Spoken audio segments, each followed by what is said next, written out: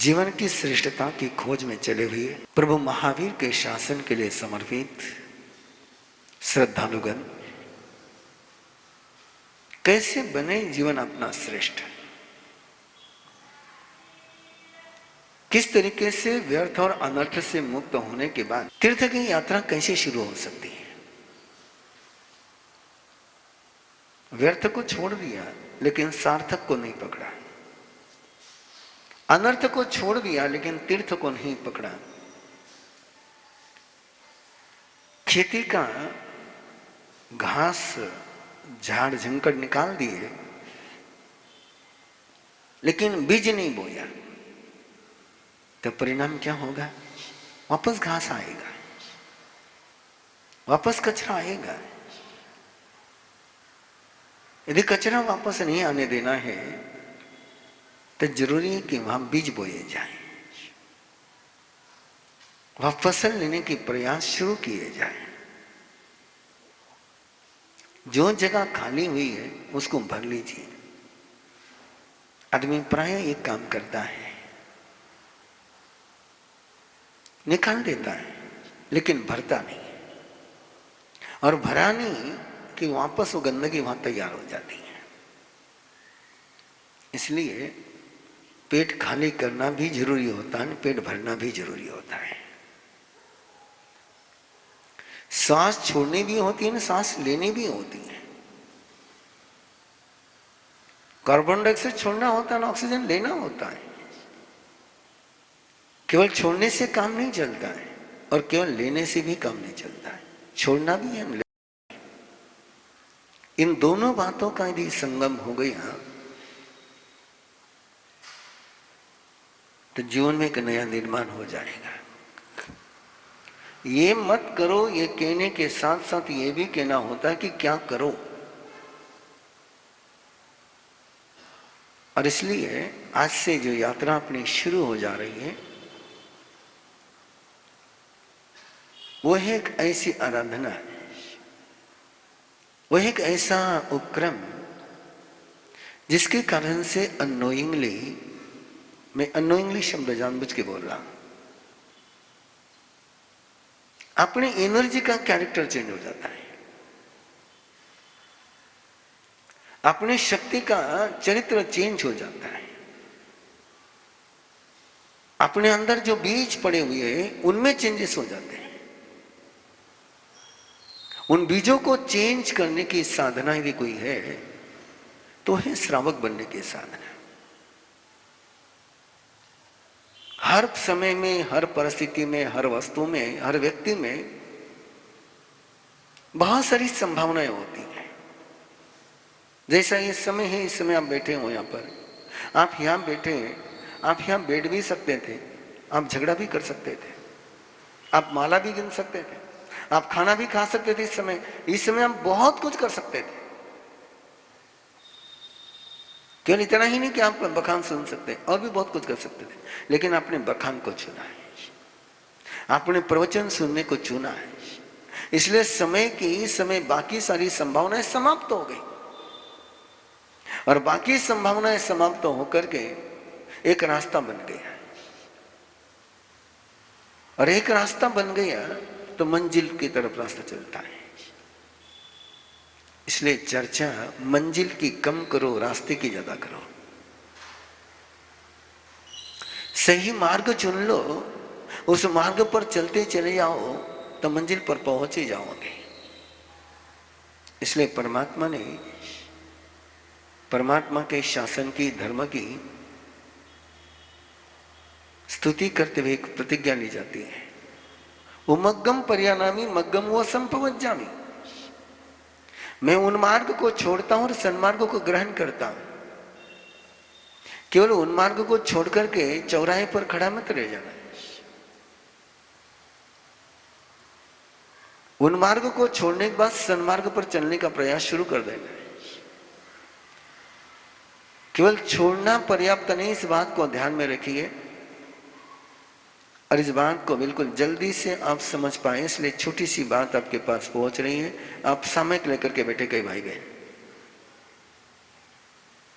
और सामयिक जिस सूत्रपाठ से लेते हैं करेमी भन्ते सामाय्यम, सावज्यम जोगम पचखामी। दो क्रिया एक साथ है। करेमी सामाय्यम, मैं समय करता हूं, एक क्रिया है। और दूसरी क्रिया है सावज्यम जोगम पचखामी, मैं सावध्य योग को, मेरे अंदर के निगेटिव वाइब्रेशन को, मेरे अंदर के पाप की संभावनाओं को रोकता हूं। पचखामी का मतलब होता है रोकता हूं। करेमी का मतलब करता हूं और नहीं करता हूं, क्या करता हूं क्या नहीं करता हूं, ये दोनों बात साथ में चलेगी। और दोनों बात साथ में चलेगी तभी कोई क्रिया सिद्ध हो पाएगी। इसलिए व्रत आराधना में कुछ लोगों का ये सोच बन चुका है कि केवल व्रत होता है नहीं करने का। नहीं, जब भी नहीं करने की बात चलेगी तो करने की बात के साथ चलेगी। और उलझन कहां से शुरू हो रही है? उलझन यहीं से शुरू हो रही है। लोगों ने पचकान का केवल एक डायमेंशन पकड़ के रखा कि क्या नहीं करना है। जैसे आप उपवास के पचकान लेते हैं और उपवास के पचकान में आप सोचते हैं कि आहार नहीं करना है, और आहार नहीं करना है, लेकिन क्या करना है वो भी तो सोचिए ना। उसका भी तो विधान किया है, उपवास यानी सब में वास कर, अपने नजीक रह जा, अपने से दूर मत जा, अपने ज्ञान से, अपने श्रद्धा से, अपने चरित्र से, अपने देव गुरु धर्म से दूर मत जा। नजीका, ऊप यानी समीप, वास यानी रहना, स्टे। आहार नहीं करना, पानी नहीं पीना, एक वो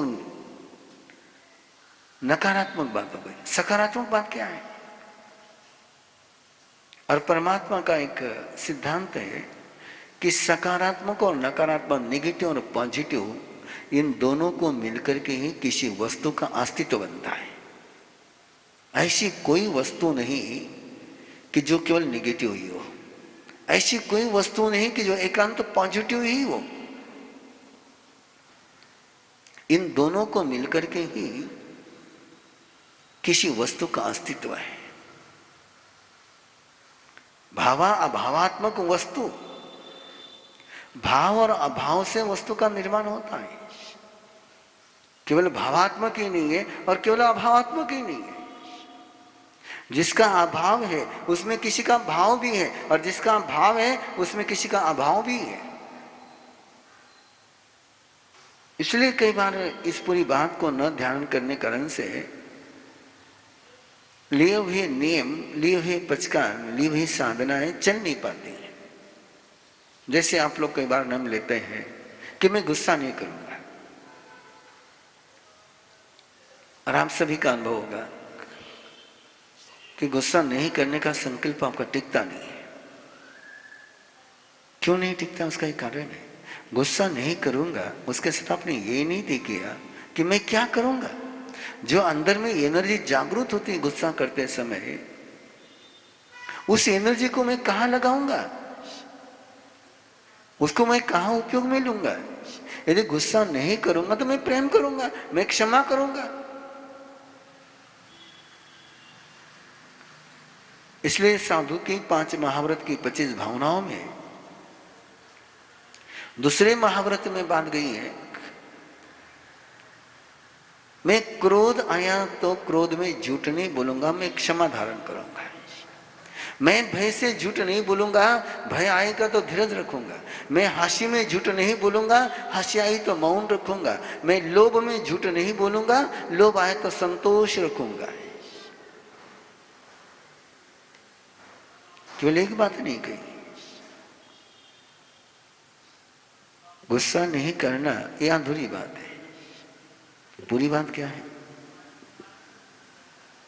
मैं गुस्सा नहीं करूंगा, जिस पर मुझे गुस्सा आ रहा है उसको प्यार करूंगा। मैं अहंकार नहीं करूंगा, इतनी बात नहीं है। मुझे जब अहंकार आएगा तो मैं वहां झुक जाऊंगा, नम जाऊंगा। नकारात्मक की बात नहीं है, सकारात्मक बात है। सकारात्मक बात नहीं, नकारात्मक बात है। और इन दोनों को लेकर के चलोगे तो आपके जीवन में तीर्थ बनने की प्रक्रिया शुरू होगी। गलत समझा गया ना, इसलिए कई बार लोगों की धारणा बनती है कि जैन धर्म केवल क्या नहीं करना, क्या नहीं करना, ये मत करो, वो मत करो, वो मत करो, वो मत करो, वो मत करो, वो मत करो, ये मत खाओ, वो मत खाओ, वो मत खाओ, वो मत खाओ, वो मत बोलो, वो मत काम मत करो।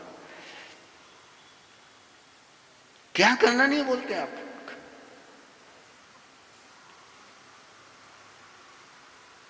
और क्या करना ये नहीं बताने के कारण से परिणाम क्या आ गए। जैसे आपने सामयिक में कह दिया कि सावध योग नहीं करना, फिर करना क्या, करना क्या, क्या विधान नहीं है। फिर कोई माला गिनता है, फिर कोई आनापुरी फेरता है, कोई फिर जाप करता है, कोई भजन करता है, कोई स्वाध्याय करता है, सब क्या अपने अलग अलग रास्ते निकल जाते हैं। क्या नहीं करना ये कहने के साथ क्या करना वो भी कहना चाहिए। और ये दो ऑप्शन यदि आपने दिए, भाई भीख नहीं मांगनी है ये आपने कह दिया, लेकिन खाना कैसे लेना वो तो बता, बिना भीख मांगे। झगड़ा नहीं करना ये आपने कह दिया, लेकिन बिना झगड़ा करे आपने बात कैसी मनानी वो भी तो बता दो।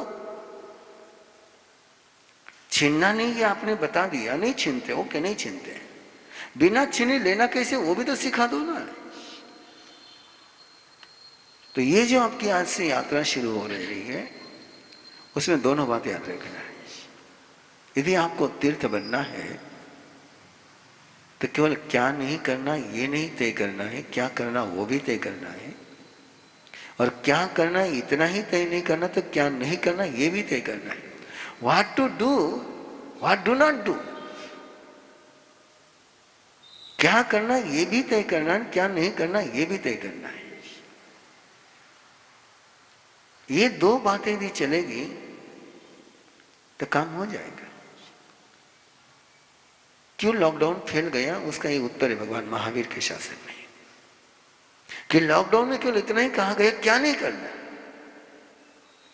और आखिर में परिणाम क्या हो गए,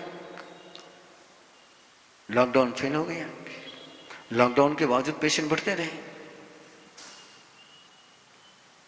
आपने दूसरा आयाम नहीं दिया उनको, दूसरा डायमेंशन देना चाहिए था कि ये नहीं करना तो क्या करना है। मैंने अभी देखा, जब मैं पुणे में आया था और विहार करते समय देखा था कैसी मिस प्लानिंग हो जाती है। इतने समय के लिए मार्केट खुला रहेगा, अब इतने समय के लिए मार्केट खुला रहेगा तो 3 घंटे के लिए पूरी पब्लिक एक साथ आ जाएगी, और पूरी पब्लिक एक साथ आ गई तो जिस उद्देश्य से आपने लॉकडाउन को लागू किया था वो फेल हो गया, सारी भीड़ इकट्ठा हो गई। बजाय इस बिल्कुल सही तरीके से प्लानिंग करते कि इतने समय के लिए आपके एरिया के वहां पर एक एक जगह शॉप खोलते ना, सारी सबको मार्केट यार्ड में बुला लिया तो ट्रैफिक जम गई। तो भगवान महावीर का जो सूत्र है वो ध्यान में रखना है, केवल एक चर्चा मत करना, 2 चर्चा करना है। एक आंख से देखोगे तो उसको काना कहते हैं, एक पांव से चलेगा तो उसको लंगड़ा कहते हैं। ऐसी एक भी आपके जीवन की क्रिया नहीं है जिन दोनों से मिलकर के नहीं बनती है। आपने कभी गौर किया, आप खाना चबाते हो ना, 2 आपके ज्वा हैं, नीचे का और ऊपर का। एक ऐसे है, ऊपर का स्टेबल है, स्टील है, नीचे का मुंह कर रहा है। एक स्थिर है और एक गतिशील है। दोनों मुंह करने लग जाए तो खाना चबाना मुश्किल है, और दोनों स्थिर तो भी खाना चबाना मुश्किल है। एक मुंह रहेगा और एक स्टेबल रहेगा तो ही खाना चबा सकोगे। ये दोनों का मिलन होकर के काम होता है, और दोनों बिल्कुल विरोधी है ना।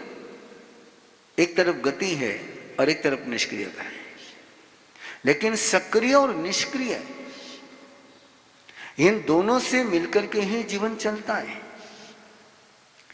लेफ्ट और राइट दोनों को मिलकर के ही जीवन चलता है। केवल लेफ्ट से जीवन नहीं चलता, केवल राइट से जीवन नहीं चलता। ये सारे एक पक्षी है। ये दोनों मिलकर के चलेंगे तब जाकर के काम कर पाओगे। इसलिए जिस समय आप श्रावक बनने की या तीर्थ बनने की प्रक्रिया में गुजर रहे हो तो पहले आप पॉलिसी अपने माइंड में क्लियर कर लीजिए। क्या करना है ये भी तय करना है, क्या नहीं करना ये भी तय करना है। और इन दोनों स्वरूपों को आप समझ करके चलोगे तो जीने में मजा आएगी। जैसे अहिंसा की बात ले लीजिए, प्राणी को नहीं मारना, ओके। किसी जीव की हिंसा नहीं करना, ओके। हिंसा नहीं करनी, शोषण नहीं करना, तकलीफ नहीं पहुंचानी, चोट नहीं पहुंचानी, इतने में काम हो जाएगा? नहीं। शोषण नहीं करूंगा लेकिन पोषण करूंगा। संघर्ष नहीं करूंगा लेकिन सहयोग करूंगा। चोट नहीं पहुंचाऊंगा लेकिन सहलाऊंगा। आघात नहीं करूंगा लेकिन आधार दूंगा। तुमने आघात नहीं किया, आधार भी नहीं दिया तो निराधार हो जाएगा, कोलैप्स हो जाएगा। प्रॉब्लम कहां जा रहा है आप देखिए। आपने अहिंसा का केवल इतना ही मीनिंग लगाया कि अटैक नहीं करना, हमला नहीं करना। अरे हमला नहीं करना ओके, लेकिन हमला नहीं करने के साथ सुरक्षा करना ये भी तो कोई है ना।